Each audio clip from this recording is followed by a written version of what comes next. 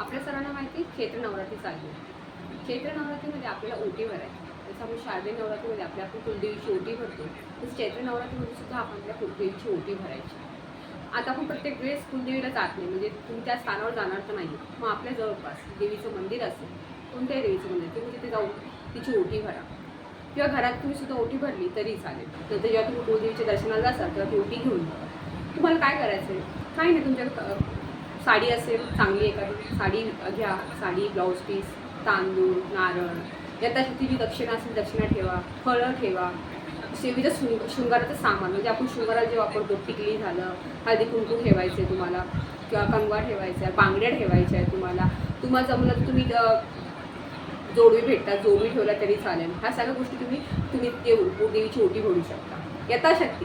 दुसऱ्याने केले ते आपण करत असं नाही, ज्याला जमेल तसं भरा. काही ठिकाणी फक्त ब्लाऊज पीस, नारळ, तांदूळ, 11 रुपये की 21 रुपये दक्षिणा ठेवतात देवीच्या नावाने. वेणी ठेवायची, वेणी ठेवतात, अशी सुद्धा भरतात. मग दुसऱ्याने ओटी थाटामाटात भरली म्हणून आपण तशी नाही भरायची. आपल्याला जसं यथाशक्ती जसं जमेल तशी देवीची ओटी भरायची.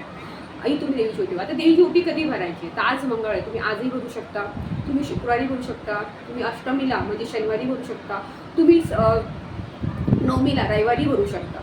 कधी सप्तमी, अष्टमी, नवमीलाही भरू शकता, आजही भरू शकता, चतुर्थी आजही भरू शकता, आजही चालेल. ओटी कधीही भरा, चालेल. ओटी भरण्यात काय अडचण नाही. नवरात्रीमध्ये 9 दिवस जरी ओटी भरली तरी चालते. असं नाही की सप्तमी अष्टमीला भरावी, कधी पण ओटी भरा, चालेल. तुमचा मासिक धर्म विटाळ सुद्धा असेल, तुम्हाला जमत नाही आहे, प्रॉब्लेम्स आहेत, मग तुम्ही पौर्णिमेला ओटी भरली तरी चालेल देवीची.